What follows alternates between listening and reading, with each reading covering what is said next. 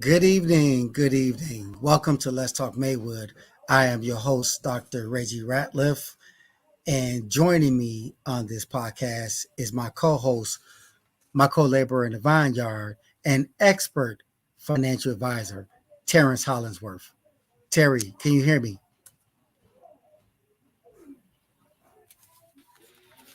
Hello, Dr. Ratliff. How are you? I'm good, my brother. How's things going out there in Iowa, one of the swing states? It's good. It's where I'm at. It's warm, which is finally right. And Yeah, yeah. at the end of the day, springtime. Mother's Day is coming up, so we're Yes, starting to plant indeed. the gardens and all that, and you know, uh, get ready to have a good summer. Yes, indeed. Looking forward to it. And for those of How you, about how about out there in the DMV? man, the DMV is always popping. It's always progressive, and there's a lot of power moves out here in the DMV, man. With Marjorie Green Taylor, trying to, you know, dethrone Mike Johnson, Speaker of the House, which failed miserably. Just shows that although Johnson is, not very liked, but it shows that Marjorie Taylor Greene is even more unliked than Johnson. So everything's good, man. Everything's good. Yeah, So I said this earlier. The world is changing, right? And we've got to adjust to these changes. We've got to make sure we're benefit from the changes, and that's that. So yeah, yeah. so before And we get speaking too of, far along, um, go ahead. I was gonna say, speaking of changes, there's been a change in the wind that's not in a positive light with our young brother grappler, who I think you were about to talk about, right? Yeah, just kind of So wanted to lift up. Go ahead. So we were about to talk about Jeremy Powell. Jeremy is a Proviso Hmm. East alumni. He wrestled for the legendary coach Bill Cartwright and Coach Glenn Lidd. He was an all-state wrestler. He went on to community college where he won a national championship and won multiple championships as an assistant wrestling coach at Oak Park High School. We received some terrible news this week that Jeremy has leukemia, and that's something we want to talk about because Jeremy has been instrumental in the world of wrestling as an athlete and as a coach and a mentor, and as a husband and a father to his children, and just a father to many children in the Oak Park and Maywood communities. Right, Terry? Yeah, he's one of those guys that, as we say, he was at risk, right? Coming and living in Maywood and, all those things. And, it's a testament to what the sport of wrestling can do for you. You know, get him out of the neighborhood. He was a national champ at Lindenwood, I think. Don't quote me. But at the end of the day, he came back home. He's got 9 kids. He's married. um, he's a sole provider of his household. So we put a link up there. There's a GoFundMe page. Of course, anything that you donate helps because he's going to be off work for 5 weeks. And chemo and things like that. So hopefully, you guys will see this. Hopefully, you guys will donate, and hopefully he can get back on his feet. And just so everyone knows that are watching this podcast, the gentleman to his left is also a former Proviso wrestler and state champion, Vernon Hansen. So, they're good buddies. And this was at the All Alumni Proviso Cookout last summer at Millis Meadow on First and Roosevelt Road. So, we're one large community. We are family, as you see Jeremy Scher says. We are family because family matters. And we're asking everyone to pray and contribute while you're praying to Jeremy's treatment and praying for a successful treatment and a full recovery because he is one of the good ones in our community who's giving back. Absolutely. Yes, sir. So in this So this space, keep it in that mhm. same line of go ahead. No, go ahead because we're kind of a slight delay. So when you start talking, just keep going. Yeah. Yeah. So yeah, don't give us no grief on the delay that we're getting on our side. But either way, in the same line of wrestling, lots of things have happened positively. These kids wrestle for Oak Park, but this is Olympic trial, Olympic year. Illinois based really had what one, two, three, four people that made the Olympic team. Uh, Kennedy Nice. Blaze from Broadview, Kamal Bay that wrestled at Oak Park, Mm-hmm. um, Ellis Coleman that wrestled at Oak Mm-hmm. Park. This would be his second Olympics. Yep. And a city kid named Joe Rao. Joe wrestled for the club team at Oak Park. And, Mm-hmm. at the end of the day, a city kid, kids from that just in these areas, it's tough to make the Olympic team, but it's Yeah. tough to Yeah. overcome your circumstances. That's what wrestling is about, right? Yeah, for sure. And you got to give it to people like Ellis Coleman, who came from the West Side of Chicago, a community where they didn't have a lot of access to resources. But, he had good mentors, he had good role models, such as yourself, Terry. I mean, being an assistant wrestling coach at Oak Park and the kids program. And then you had Doc, who also was instrumental, for the youth wrestling and as well as Oak Park High School. So he had people around him who pushed him to reach his fullest potential and to remain humble during a successful run to the Olympic through the Olympic trials. So, same with him and the other, Mm-hmm. the Bay. I mean, he seemed like he could just throw somebody into outer space. Like some of his throws, man. I'm like, wow, that is pure what technique. So I mean, the rich history. Yeah, there's a rich history. Ellis Coleman first started wrestling with Eric Wetzel, who mhm, was running a Wright College wrestling team for a few years after he came mhm, from the Olympic Training Center. Before he got to Oak Park. mhm. Um, at the end of the day, Kamal started off as a gladiator. Yeah, Charles yeah, Forsyth. He was a junior Forsyth. world champ a few years ago, right? Yeah, Yeah, and so these are the things that are special about um, you know what wrestling does.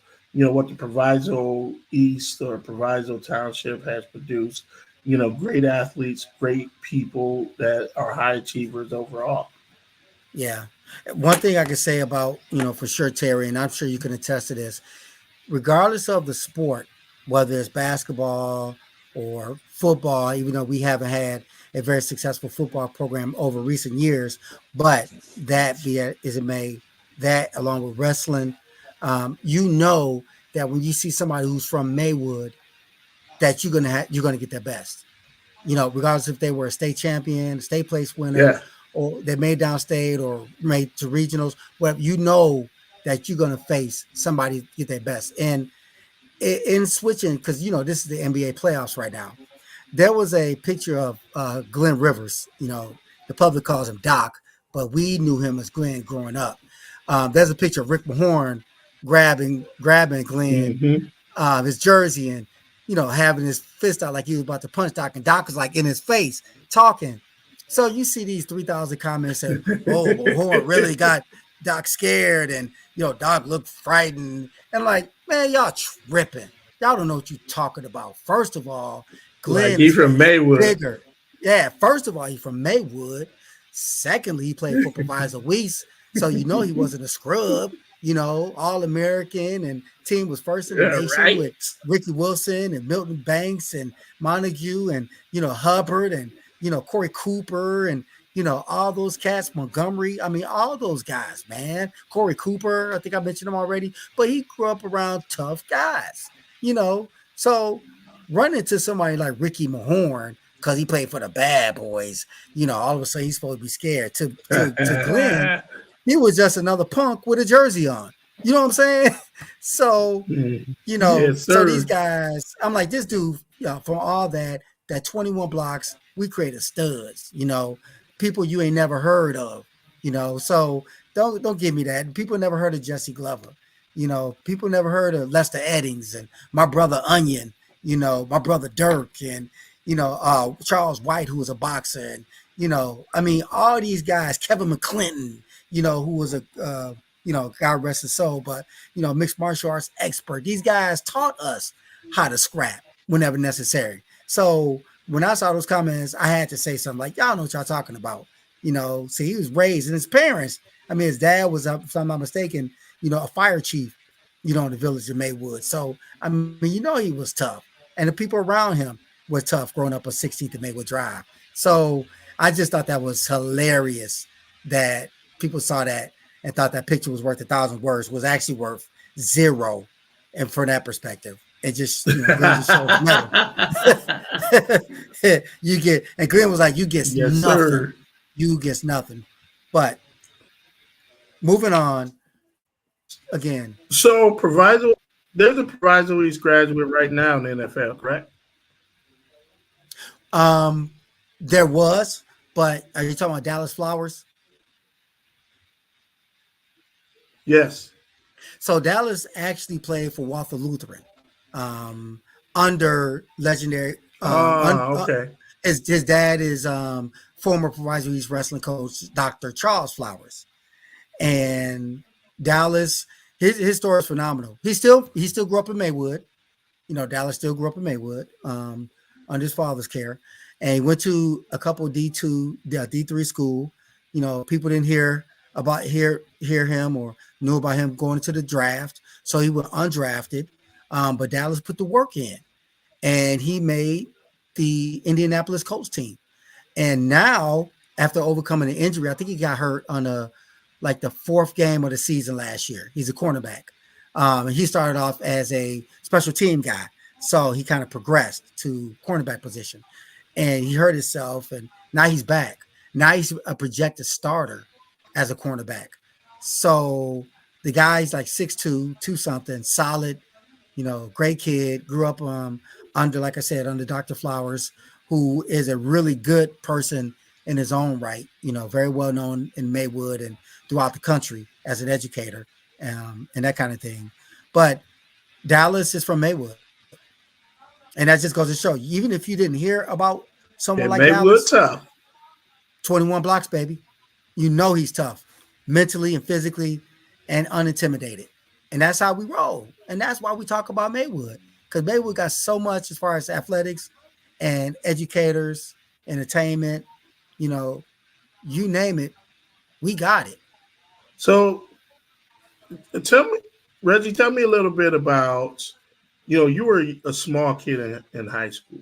So you had to grow into being, a college, the weight class. Did you wrestle 25 throughout your entire career? Because you're still small, right? I am, You ain't put in on no extra theory. weight since You, you didn't you ain't see me graduate. lately, bro. You ain't see me lately. I'm a little bit heavier now, but yeah, man. I look, some things that you go through in life can motivate you, or it can destroy you.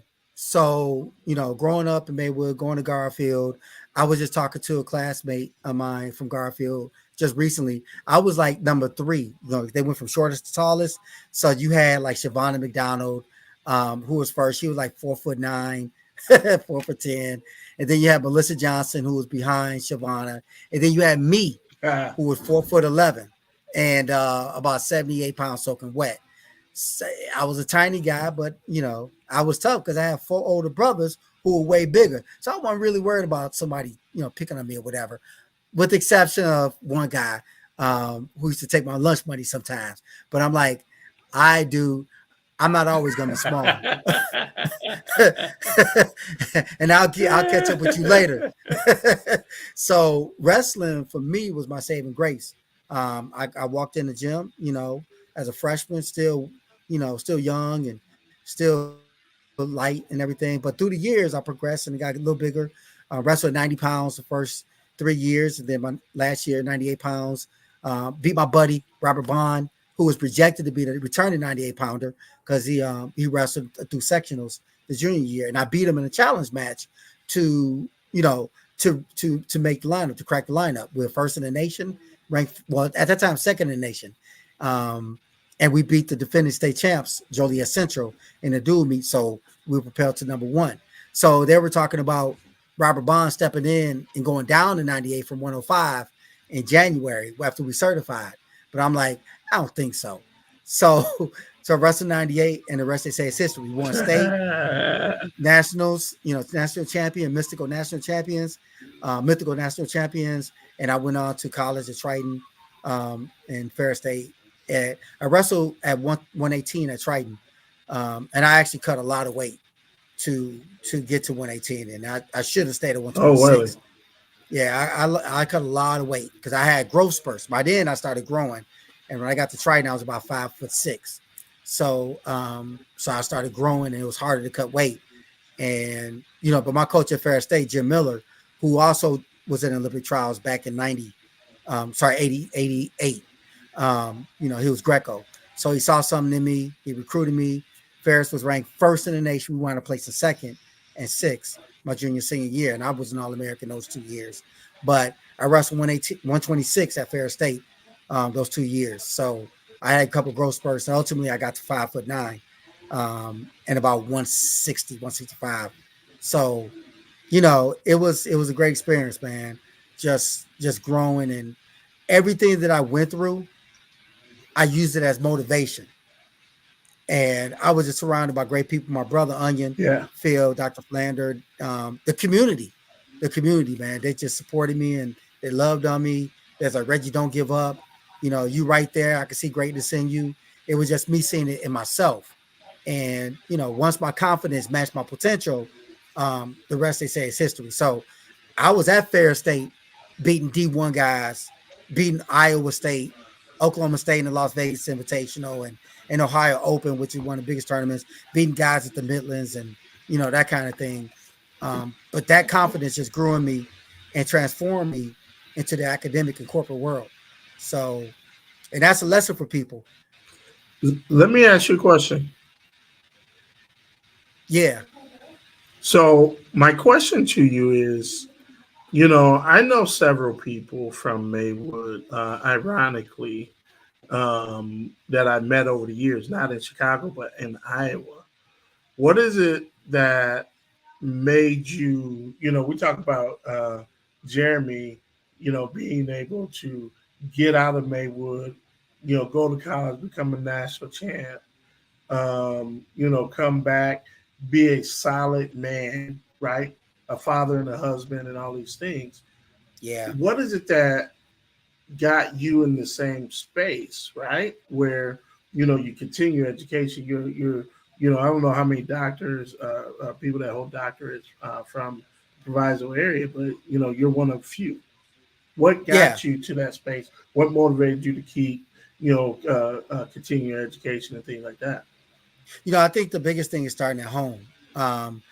My family, we went to church, so we were people of faith, and going to church, friendship church in Chicago on the West Side. Started off on the Bishop Shelvin Hall.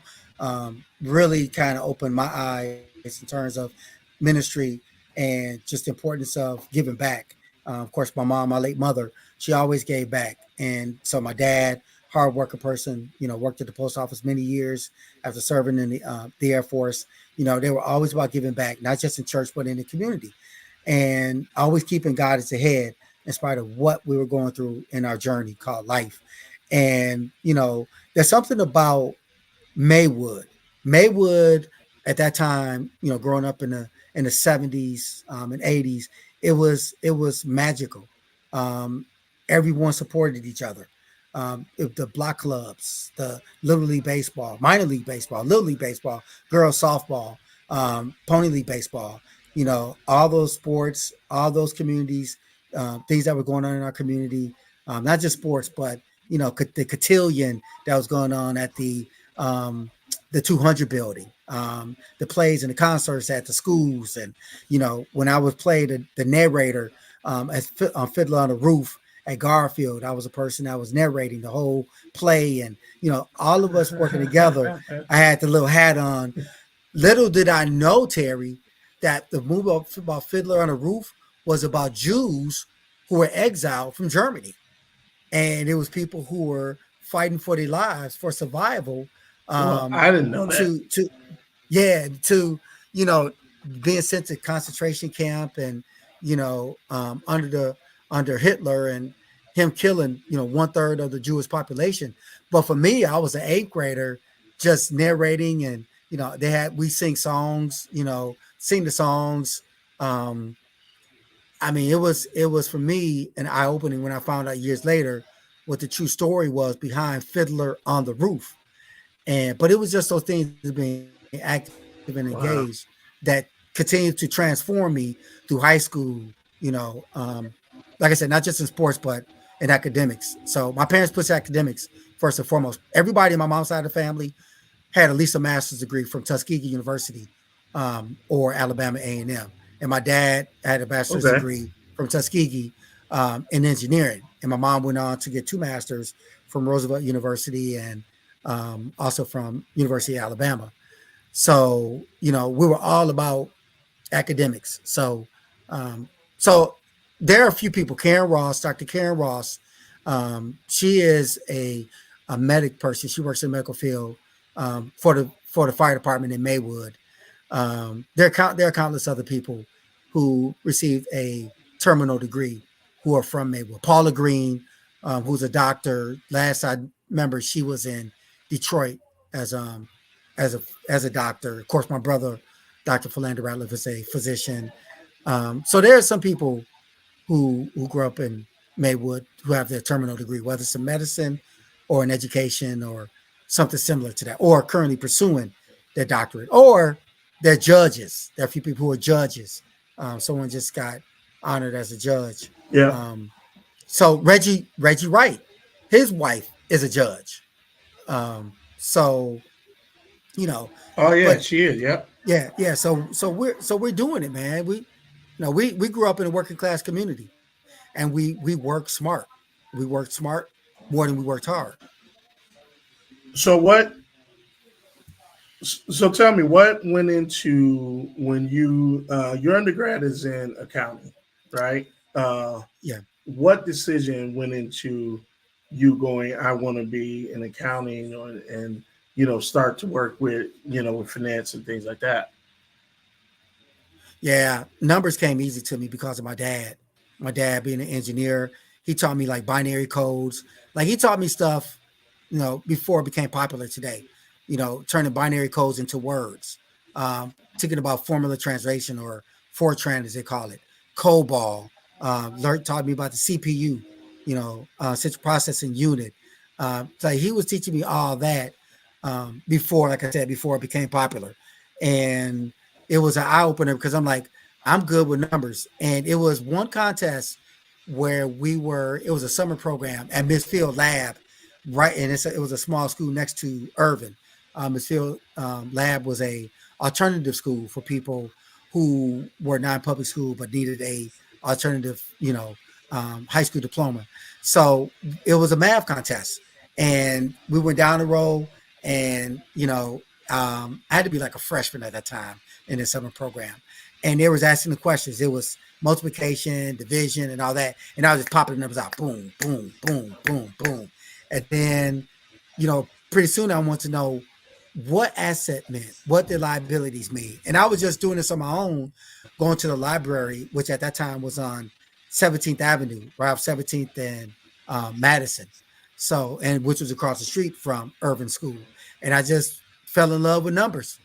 And that's when I got my bachelor's degree with a concentration in accounting, and went right to corporate America, working for Northern Trust Bank and working for Zurich Carter Investments, and then later for a consulting firm where all I did was numbers, numbers, numbers, and turn those numbers into words. And I'm like, I knew this before I even got into college because my Yeah. dad taught me. You know what I'm saying? So it was just numbers came easy to me, and the writing came later. Mm-hmm. My mom was a great writer. She was a great orator. She could stand in front of any crowd and just speak. And so I developed that skill from her. So I'm like, I got the best of both worlds. I know numbers and I know how to speak, and I also know how to write. So my confidence grew, and I was like, okay, the world is an oyster. I'm going to take advantage of it and eat it up. And that was where my confidence was. And it just grew from there. So a lot of what we've talked about tonight about Jeremy, how he grew, and so many others, of course. Vern, he lives in Texas now, Yeah. and but come on, I think his dad is from Maywood, to be honest. Yeah. Don't quote me on that, but um, your dissertation on when you was getting your doctorate was about the economic or socioeconomic effects of family homes, right? Yeah. That's correct. Yeah. Yeah. So the official title was an investigation of the social, economic, psychological, and academic impact of fatherless African American males.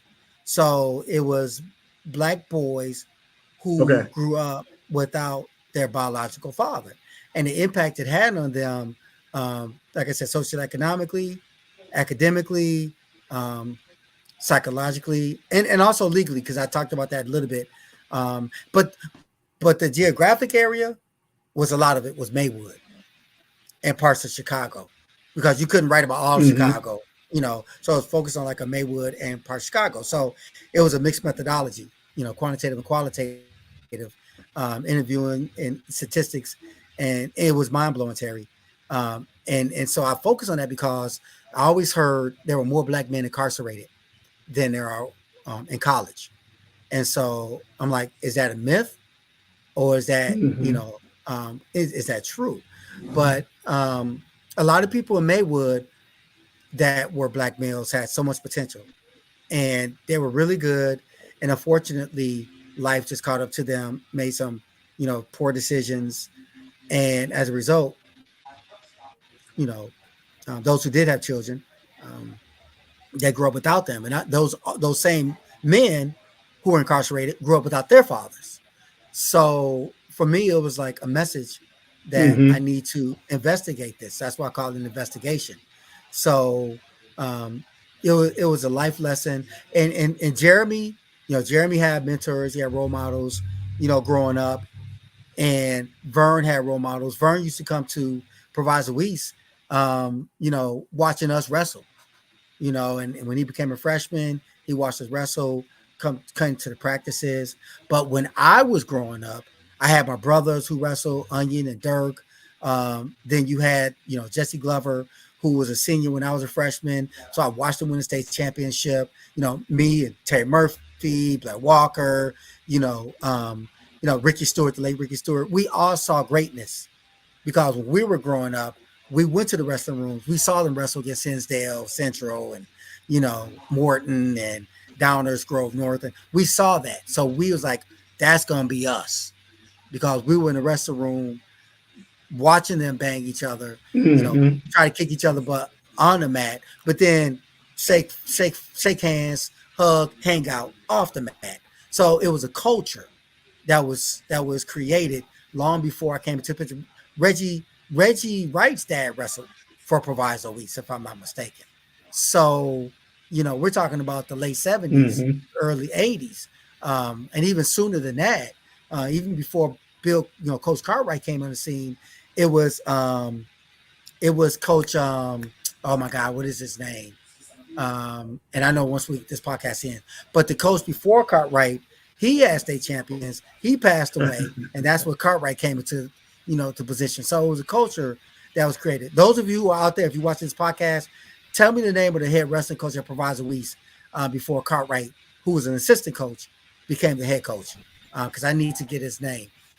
He died. He passed away the same year as the Proviso Weiss basketball coach. Passed away. So I'm getting old, Terry, because I used to have these names Wow. knowing like in my head.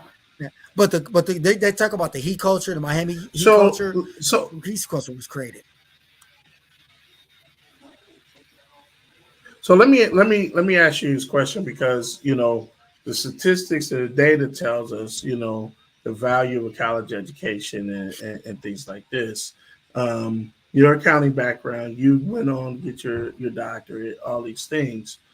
What would you advise a high school kid today that is trying to decide on you have some passions about things that they want to do for a Yeah, profession, yet yeah, the cost of college is expensive and it's going to take maybe to take on a student loan.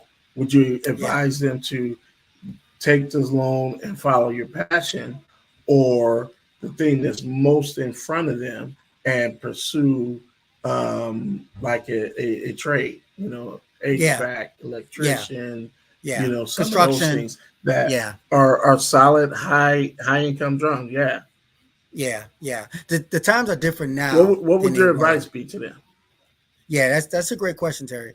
The times that we're living in now, as far as the world academia and higher education, is different now than it was even 10 years ago. With the evolution of AI, the evolution of cybersecurity, the evolution of technology has really spurred the growth of or the expansion of academics. Um, the traditional going to college, getting a college degree, that is primary, but it's not the only option. You can be just as successful going to a trade school. That's why more high schools have not just the IBDP program, International Baccalaureate program.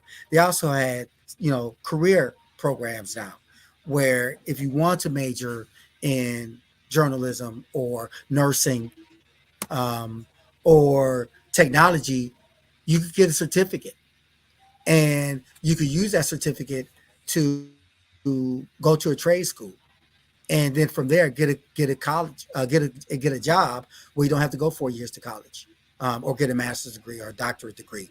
You can go and get an Hmm. IT job and start off making good money, real good money. And I know countless of young men and women who did not go through college, took the route of career training, got a certificate, and they took off, hit the ground running. So a lot of people want their children to go to college. There are funds, scholarships, and grants that will support students going to college. However, it is not the only option. So look at your passion, but don't just look at your passion. Look at see what's out there in terms of finances, and you might be surprised.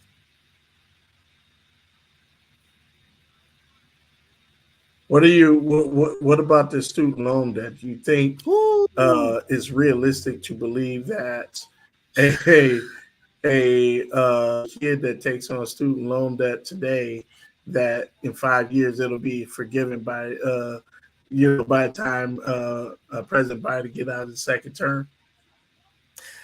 It's going to be a challenge because the people who got the money, they don't want to, forgive those student loans. If you work at a nonprofit for 5 or 10 years, your student loan will be forgiven. My position is this: we are not benefiting by taking out student loans. It is corporations who are benefiting from taking out forgiving student loans. Sally Mae, Freddie Mac, corporations, they are benefiting with the interest rate. When I took out my student loan when I was going to grad school, the interest rate was like 1.5%. It's like what 6.5% or whatever the case may be. That is bananas, Terry. We should not be subjected to paying Mm-hmm. tens of thousands of dollars in student loans. To me, that is highway robbery, and it has deterred many who want to go to college from going to college because of student loans. And I know you have to plan for your child while they're young, so they won't have that kind of problem by the time they graduate from high school. I get that, but those who did not do that, you should not be subjected to taking out a student loan from a corporation and have to pay it back. It is robbery. So that's why when I talk to my IB students, Terry, I push them to look for grants and scholarships for minorities, for females, for those who grew up in underserved communities. There are hundreds of thousands of dollars of grants out there that they could take advantage of as alternative to student loan. I just wish I knew more. So here's a financial.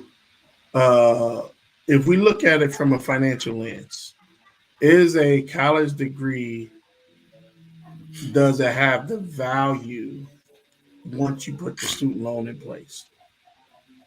Well, you lose value because you have a debt, right? You take out a student loan, it's a liability because now Right? because now you got to pay that sucker back. So you know, you look at your net worth. You you got income, and you may have property and or assets other than property because it's not an asset until you own it, right?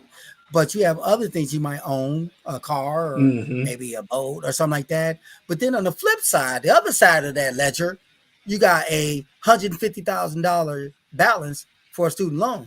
So in theory, your net worth is not $250,000. In Zero. reality, Yeah, it's right. zero. Yeah. That I mean, it's pretty simple math from an accounting perspective. So all I'm saying is you got this fight on the House, and Republicans and the Democrats fighting over this loan forgiveness that Biden wants to give those who qualify for it. But this is good for the U.S. economy because if you're paying 500, $600 a month for a student loan debt, the contribution to the economy decreases. And so, therefore, we should be able to Mm-hmm. take advantage of this free market enterprise that they call capitalism. It's not capitalism, it's a mockery if you're paying, you know, 15% of your income towards a student loan debt. Or if you go broke because you might get a lien on your bank account or sued because you have this high balance. So So they should here's the get rid of million dollar student loans. question. Um, so a couple things. One, if they get rid of the student loans, do you think that will immediately transfer? Who benefits, right? Will that transfer in higher net worths and people, doing some of those things? Or are we who we are and we're going to go and spend and our net worth will do nothing to close the wealth gap, but will continue to make the economy go and make other people wealthy? Here's what I know, as you like to say. Here's what I know is true. The more you know, the more you grow, right? The more knowledge you have about anything, you make Yep. wiser decisions. You know more about finance, you're going to make better financial decisions. Now, we are beyond needs versus wants. We are looking at fundamental analysis, technical analysis. We're looking at different currencies, looking at cryptocurrency, we're looking at Bitcoin, different ways to spend money. We're beyond saving. We should be investing, not just money, but time. So if Hmm. schools would implement financial education in their programs, okay, that means our students will learn more about finance than just home economics, a checking account, a savings account, because you're saving money that you should be investing. Period. Point blank. You know, Hmm. and when you know more about that, you're better prepared. So if you are in a NYP middle school youth program or middle youth program, then you're learning more about economics. If you in a, even a PYP primary years program, they can teach you the basics of finance. So when you're starting off, in first grade and you're going through 12th grade, when you get into the diploma program, DP program, or the career training program, by then you are vested in the world of finance. And so you're going to make better decisions. There's an alternative to taking out a student loan, you know. So I can use my money to my advantage as opposed to making the money work me. You can make those better decisions. So in my IB program, which I started here in Virginia at this particular school, our students come from wealth. Many of them come from wealth. All right. A lot of the parents have money.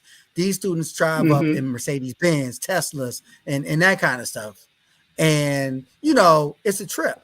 Their mindset is totally different. Their mindset is, okay, when my dad retires, I got this investment firm or whatever, this auto dealership or whatever. And I tell them, hey, why are you living off your parents' inheritance? Make your own money. I'm teaching you how to make your own money through entrepreneurship. And I can show you how to do it. I could just put that into the economics section, which exists, talk about the world of economics. So when you gain this knowledge, you can start your business, whether it's online or whatever, and you can take it to Saudi Arabia. You could take it to Morocco. You could take it to, Syria. You could take it to Palestine, whatever, wherever your homeland is, Egypt. You could take that knowledge and use it anywhere. So guess what? Some of my students have started their own business, online business, was jewelry, t-shirts, you know, um, uh, other type of clothing. That some are doing trading, some are trading, and we're talking about, we're talking about disinvestment. Hmm. We're talking about puts. These are students, high school students, talking about puts and options and futures. Like, so if they can do it in a state like this wealthy as Virginia, why can't they do it in Maywood? Like, go all out. District 209 should have a What is the full throttle fear? program. So let me not be so kind to the church, and you clergy. So what is the fear of the church to have financial education, because they talk about it, right? Yeah, But yeah, very rarely do they actually set up something to help people be educated on these very basic things that we need to know about building wealth, eliminating debt, all these things. yeah. What's going on in church?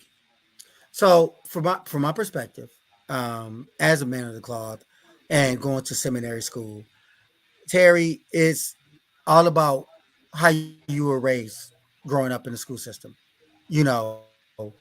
Even if you go to a religious school, whether it's Catholic or a Montessori school or whatever the case may be, they don't teach finance when you're going through the halls of higher academia.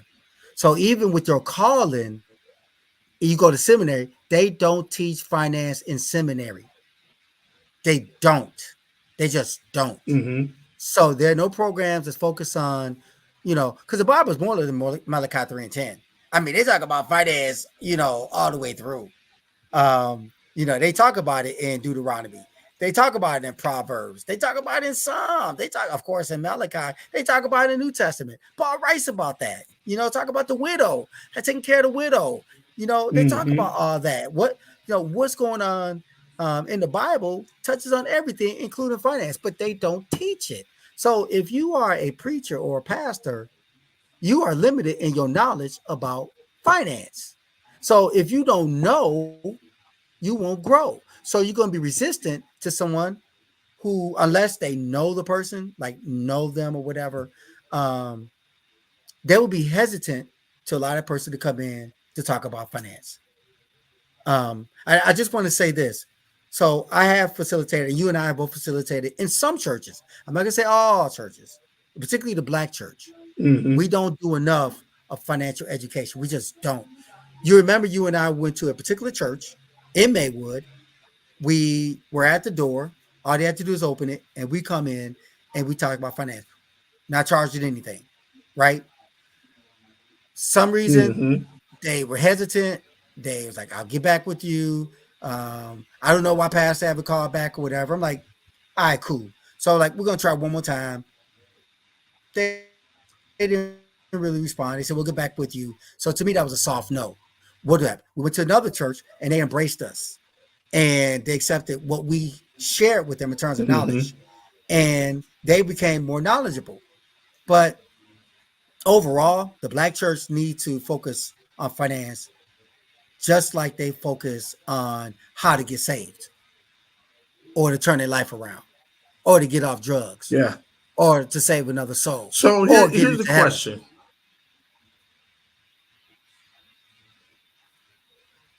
Here's the question. Controversial, but I have said for a few years because I'm, lucky enough, if that's the right way of saying it. I'm engaged in community and do things. I said that the church has lost their leadership, right, in the community, and so should we still be looking at the church to drive these initiatives, or who is the next person to pick it up? Yeah, Right? Do we I think re-engage the church, or do we just go? elsewhere. So the real work is beyond the four walls anyway, of the church into the community, because everybody in the community is not going to church. And with what happened with COVID, many more decide to worship online as opposed to in the door. So we have to be able to go out into the community. And, you know, when it comes to finance, Terry, we have to be purposeful, um, with our praise through finance, and we have to re-engage the church. I would never dismiss the church. I would continue to go there, continue to worship. You know, Pastor Beauchamp, Reverend Doctor. There's another one, Reverend Doctor Ronald K. Beauchamp, um, who is the pastor and founder of Bethel New Life. These doctors keep popping up, popping up, popping up. Um, you know, All right. he's a dynamic preacher. He grew up in Second Baptist Church, and now he's doing great things in ministry.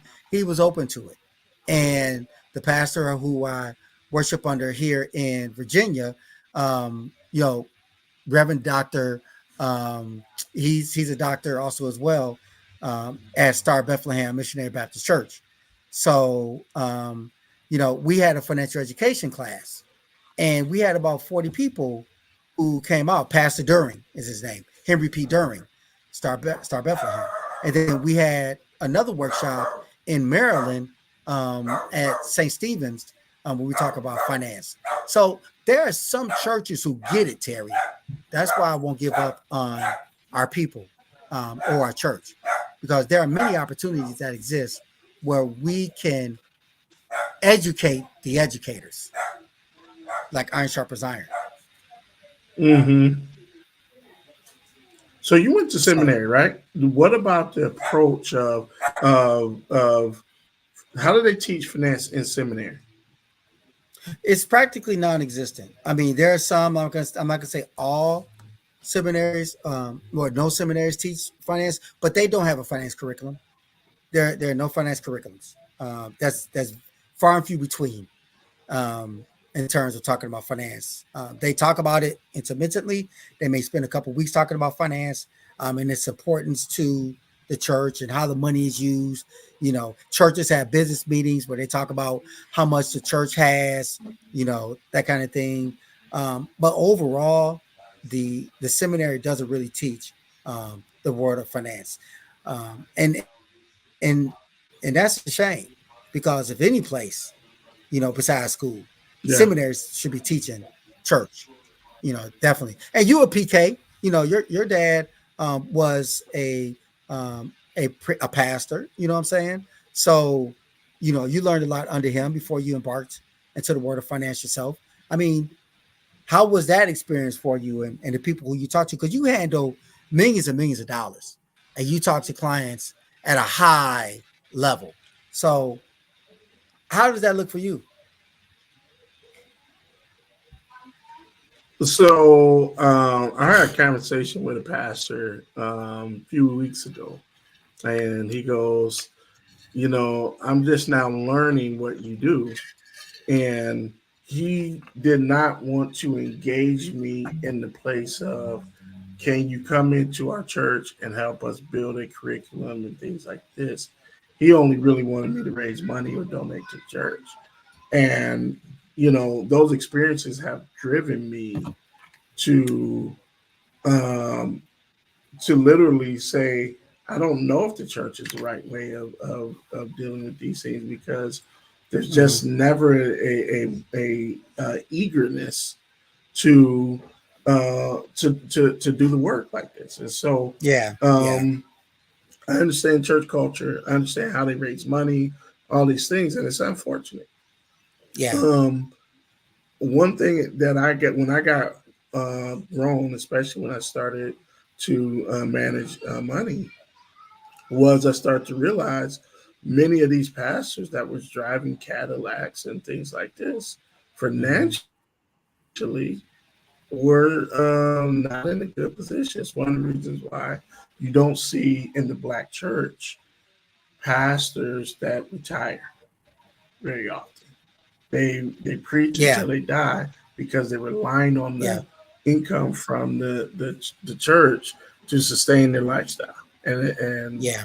very unfortunate, very I got a lot of friends as preachers, pastors and stuff, and I hold a high standard to them to really get better at it, and Mm-hmm. so far not so good. Yeah, yeah. And I still believe that the power of the word can compel people to do what's right in terms of finance. I think about some of the pastors I do work with. There's a pastor and first lady, semi-retired in North Carolina. I'm actually working with a pastor and a member from her congregation in Atlanta, and I posted on social media. I'm not sure if you've seen it or not, but research and impact strategies, where we launched an initiative to help people who are transitioning in their homes, or looking for temporary homes and things like that. She was actually a client of mine who I helped her with starting her nonprofit and providing some financial counseling. And now we're working together. And so, there's a huge need for people who are homeless and, trying to find temporary housing. Terry, there's there's someone, I'm not gonna say their name, Yes. but okay, so they're in transition with housing. They were paying because they needed housing right away. There was leasing a home, and the owner of the home said, "We're gonna sell the home. You gonna no. Summer's coming. You have to leave," because they were paying a thousand a week for a what's that? The BY, what's those homes called, BYB or whatever. Um, 1,000 a week, and they were charging in Georgia 1,800 a week Wow. for people who come from vacation, things like that. So she and her family has to move. So they're looking for homes, and you know, this is just one of many examples of people. They got the money, okay, but who wants to pay 1,800 a week to live? I That that's mean, that's 7,200 a that's month. That's ridiculous. crazy, crazy. So there are a lot of people Hmm. who may not, who work, but managing their money in these difficult times is challenging, and they should be able to go to the church for financial counseling or for counseling that includes finance if they're in the jeopardy of becoming homeless. And that is the problem that I see Mm-hmm. potential to solve these problems with the church, because it's more than just preaching the word of God about church, about money. It's actually living it on a regular basis. So I'll say, yeah, I'll say this, and this is the last thing I'll say about church. But you know, the difference between black churches and white churches is really simple, in my opinion. Right? As black churches, you often hear the pastors preaching, going from miracle to miracle. Right? Meaning Yeah. that we're always in crisis. Right? But the Bible talks way more about discipline than it talks about miracles. We focus on Mm-hmm. the miracles. We focus on what can we get. White churches tend to talk way more about serving Yeah. others. Um, that we're doing better than 98% of the the world, and what do you do for other people and things like this. And Right. so you see often that white churches or predominantly white congregations raise way more money because of it. Mm-hmm. And Yeah. that's in Yeah. I spite agree. of black churches raising roughly $12 billion a year. Mm-hmm. Um, and so, again, we can solve our problems as a community, right? As a community, Yeah. we control $1.5 trillion in Yeah. income. Yeah. And so we need to start having more robust conversations and We really do. work And and things to go ahead. there are more churches, and the reason why I say we should continue to revisit churches is because from my experiences, more pastors are slowly stepping up to the plate, partly because they have to, partly because COVID hit, that Mm-hmm. collection plate tanked, you know. And now that we are pulled away from COVID, the giving is not as, is not as um, plentiful as it was pre-COVID. So they Mm-hmm. are being forced to look more towards finance. And I say that to say there are truly opportunities to connect with churches, which is what I've been doing, because it is necessary in the black community. The main hub of the black community remains and will always be the church. Whether you are a Baptist, Catholic, non-denominational, Presbyterian, Methodist, Mm-hmm. whatever your faith is, you that church is that main hub in the black community, and it will always be, especially in Maywood. And before I go to as I transition real quick, I want to give a shout out to Vern Hanson's sister. She is Victoria Hanson Stockton. She's also Dr. Hanson Stockton. She's a superintendent in District 88 schools, I believe. Ah, So like these names are starting to come to me, Terry. okay. But we have a lot of work to do, man. We have to change the mindset um, of the black church and the congregation when it comes to finance, because you don't. So also, you have people who say that a loved one died, passes away, right? Now they're doing a GoFundMe page Mm-hmm. to pay for funeral expenses. Why aren't they talking about this in church? Right? They should be talking about this in church.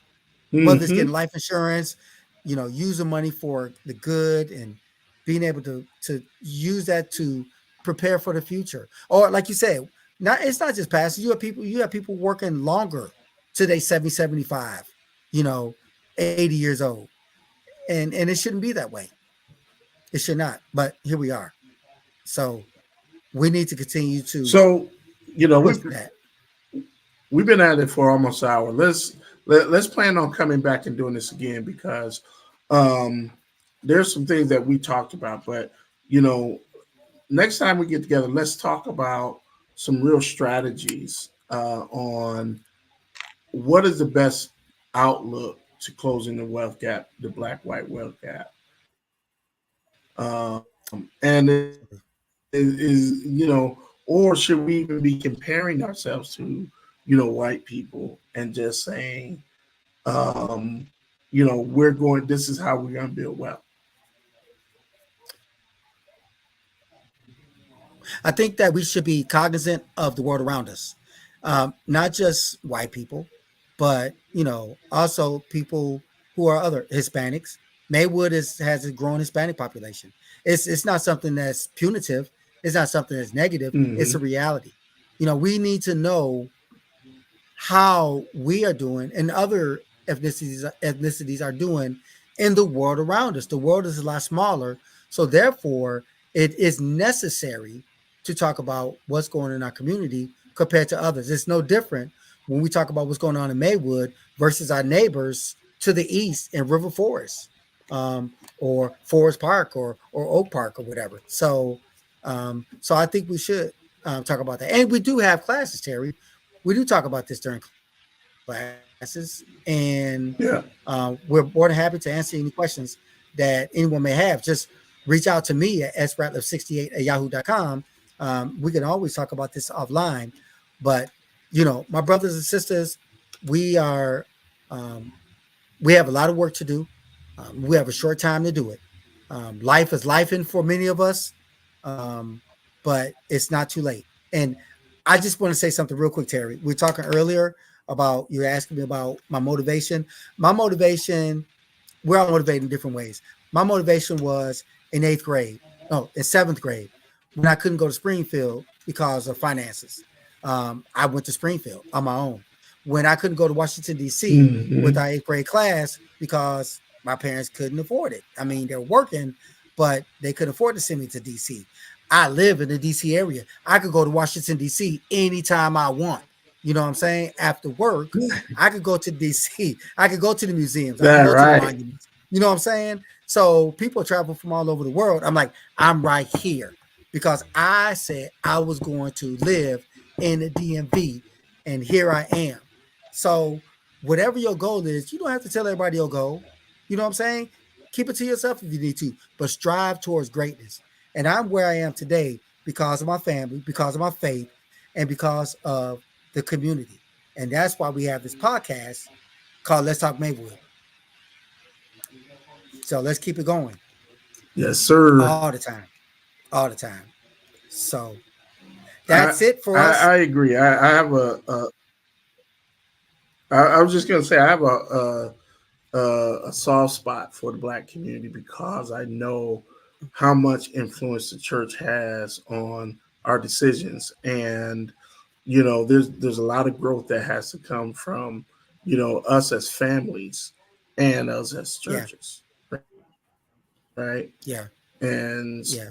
so you know, um, hopefully we get there, and of course I'm long winded like a preacher, but I'm not. Yeah, man. But it's substance. It's not just rhetoric. You know what I'm saying? Your work has spoken for you, and the Bible said, "Let the work that I do speak for me." And in your role as financial advisor, we've been working together since 2003. You were one of my wrestlers, and now here you are, man. I'm proud of you. You're doing great things in the world of finance. More people need to tune into this podcast so they can hear and see what you have to say about it, because you could be doing anything else, like for real, and you on this podcast giving free, information about finance. So much love to you, man, and what you're doing to continue the good work, man, representing us. You know, Yeah, I appreciate it. I absolutely do. So, yes, sir. Yeah. So we'll end it there. Shout out to everyone who has been on our podcast in the past. Most recently, Maywood Village trustee Miguel Jones. I love the brother work, and I love what he's trying to do as representative for the village of Maywood. He's not afraid to talk about finance or answer the hard questions that we throw him. Sometimes we throw a brother curveball. Sometimes we throw him a change up, but he hmm always comes through and make contact. So that fastball he hits, whatever the case may be, we'll continue to have dynamic guests such as him, and until we bring in our next dynamic guest, tune in to find out who he or she will be. Until next time, be safe, Continue to work. Always give back. Be safe out there. God bless you and good night. Peace.